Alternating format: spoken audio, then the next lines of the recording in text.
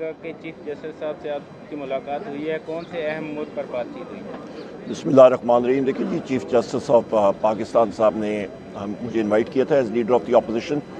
پھر وزیر اعظم عمران خان صاحب سے جیل ٹرائل کے دوران جب میری ملاقات آئی تو وہاں پہ میں نے 3 بار ان سے پوچھا تھا۔ میرے ساتھ بیرسٹر علی ظفر صاحب بھی تھے اور شبلی فراز صاحب بھی موجود تھے، اور انہوں نے وزیر اعظم عمران خان صاحب نے کہا بالکل آپ لوگ مل لیں۔ جو امور جو ایجنڈا ہمارے پاس آیا گیا چیف جسٹس صاحب نے بھیجا تھا، اس میں ہیومن رائٹس تھا، جوڈیشل ریفارمز تھے، اور آغاز ہی ہم نے کیا چیف جسٹس صاحب سے کہ وزیر اعظم عمران خان صاحب، بشرا بی بی، ہمارے باقی اسیران جو ہیں وہ اس وقت جیل میں ہیں۔ وزیر اعظم عمران خان صاحب کو، بشرا بی بی صاحبہ کو آربیٹریرلی ان کے جو حقوق ہیں وہ سلب کیے جاتے ہیں، ان سے ملاقاتیں نہیں کی جاتی، ان کے بیٹوں سے بات نہیں کرائی جاتی، ان کے جو دیگر رائٹس ہیں وہ ان کو نہیں دیے جا رہے۔ اور جب یہ حالات لوور جوڈیشری میں ہیں تو آگے جا کے کیا ہوگا؟ اور واحد وزیر اعظم ہیں جن کا ٹرائل جیل میں ہو رہا ہے، باقی وزرائے اعظم کا اوپن کورٹس میں ہوتا رہا ہے۔ وہ انہوں نے اکنالج کیا۔ اس کے بعد پھر ہم نے بتایا کہ پی ٹی آئی کے ہمارے جو کارکنان ہیں ان کے ساتھ جو پولیس گردی ہو رہی ہے، جو کہ ایک اسٹیٹ ٹیررزم انلیش کیا گیا ہے پنجاب میں اور آپ کے اسلام آباد میں اور سندھ میں اور بلوچستان میں پی ٹی آئی کے رہنماؤں کے اوپر، ایکٹیوسٹ اور ورکرز کے اوپر، اور اس طرح ملک نہیں چل سکتا، اور انہوں نے اس چیز کو اکنالج کیا۔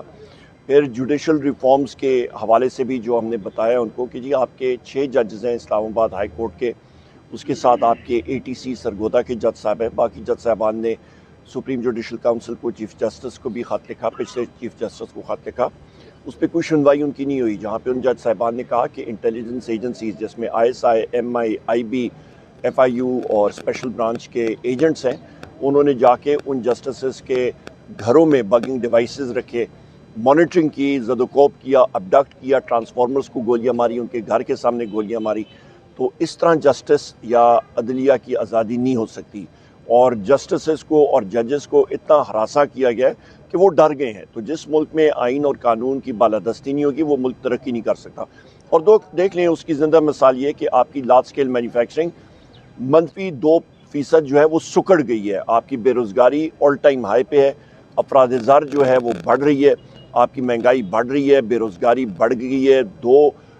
20 لاکھ لوگ ان کو ہم نے بتایا کہ ملک چھوڑ کے چلے گئے ہیں، اور اوسطاً آپ اندازہ لگا لیں کہ فی کس 40 لاکھ روپے دے کے ایجنٹس کو یا باقی لوگوں کو تب ملک چھوڑ کے جاتا ہے، زمینیں بیچ کے۔ تو یہ آپ دونوں کو ضرب دیں تو یہ اور اس کو کنورٹ کریں تو یہ بنتا ہے تقریباً 27 ارب ڈالر ملک سے باہر گیا ہے 2 سالوں کے اندر، اور یہاں پہ ہم لوگ بھیک مانگ رہے ہیں آئی ایم ایف سے 1.5 ارب ڈالر کے لیے۔ یہ کہاں کی عقل مندی ہے؟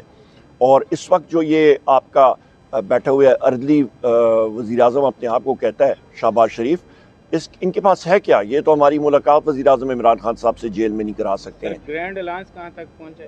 گرینڈ الائنس ہماری ٹیم گئی ہوئی ہے، میں نے بھی جانا تھا پر میری یہاں پہ کورٹ کی پیشیاں ہیں، پرسوں میں سرگودا تھا، آج یہاں پہ ہوں، کل بھی مختلف شہروں میں ہوں۔ ہماری ساری ٹیم گئی ہوئی ہے، اس میں چکزئی صاحب ہیں، سلمان اکرم راجہ صاحب ہیں، اسد کیسر صاحب ہیں، ہمارے باقی لیڈران ہیں، اور صاحبزادہ حامد رضا صاحب ہیں۔ کل پیر صاحب آف پگاڑو شریف سے بات ہوئی تھی، جی ڈی اے کے باقی اراکین سے ہو رہی ہے۔ الحمدللہ بہت اچھا جا رہا ہے، اور اگلے دنوں میں ہماری یہاں پہ ایک پارٹیز جو سیمینار ہے وہ بھی ہو رہا ہے اپوزیشن پارٹیز کا۔ مذاکرات تو معطل کر دی ہے، لیکن کوئی اگلی احتجاج کی کال آنے والی تو نہیں ہے؟ ہم لوگ دیکھیں، ہم لوگ جو ہیں وہ پاکستان کی سب سے بڑی سیاسی پارٹی ہیں، اور جس وقت وزیر اعظم عمران خان صاحب کہیں گے اس وقت احتجاج کی کال ہوگی، اور رمضان کے بعد ہو سکتا ہے انشاءاللہ۔ چیف صاحب نے آپ کو کہا ہے کہ جو بھی کرنا ہے وہ قانون کے دائرے میں رہ کے کرنا ہے، تو کیا آپ اس پہ عمل کریں گے؟ قانون کے قانون کے دائرے کے اندر ہی ہم نے رہنا ہے۔ ہم کوئی ٹیررسٹ یا کوئی وہ تو نہیں ہے کہ ہم لوگ کلیشنکوف اور RPG 7 راکٹ لانچرز اٹھا کے جائیں گے۔ البتہ پنجاب پولیس کے بارے میں بات کروں گا کہ ان کو ہم نے بتایا کہ پنجاب پولیس اور یہ باقی پولیس فورسز یہ اسٹیٹ ٹیررسٹ فورسز بن گئی ہیں۔ یہ کچے کے ڈاکوؤں سے ڈرتے ہیں، PTI کے لوگوں کے گھروں کے اندر جاتے ہیں، کچے کے ڈاکوؤں کے پیر میں جا کے ان کے مرید بنے ہوئے ہیں۔ IG پنجاب سے لے کے نیچے تک جتنے افسران ہیں ان کی جان جاتی ہے، وہ کچے کے ڈاکوؤں کا مقابلہ ہی نہیں کر سکتے ہیں۔ ڈرپوک فورس ہے پنجاب پولیس فورس، یہ میں آپ کو کہہ سکتا ہوں، اور ساتھ اسلام آباد پولیس فورس بھی اتنی ہی ڈرپوک پولیس فورس ہے۔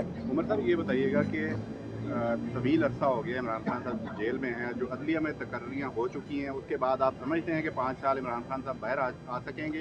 اور دوسرا, عمران خان صاحب کو اندر سے کافی زیادہ تحفظات ہیں کہ جو بیانیہ پی ٹی آئی کا یہاں پر ہونا چاہیے, جو لوگ باہر موجود ہیں وہ نہیں نظر آ رہا, کیونکہ جو واقعہ ڈی چوک پہ ہوا تھا اس کے بعد آپ نے جو سٹیٹمنٹ دی ہے اس کو میں سختی سے رد کرتا ہوں, کیونکہ میری بات وزیر اعظم عمران خان صاحب سے چند دن پہلے میں خود ملا تھا اور انہوں نے اپریشیٹ کیا, number 1 to set the record street.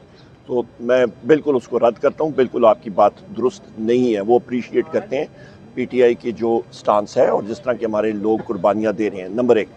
دوسری بات, یہاں پہ جوڈیشری جو ہے, میں بھرملا کہتا ہوں, آپ کی ایجنسیز 5 انٹیلیجنس ایجنسیز ہیں. میں دیکھتا ہوں کہ یہ نیوز کلپ کن چینلز کے مالکان میں اتنا دم خم ہے کہ وہ یہ نام چلا بھی سکے نیوز میڈیا پہ یا لکھ بھی سکے. میں نیم کر دیتا ہوں, ISI, MI, IB, FIU, special branch, ابھی میں نے نام لیے.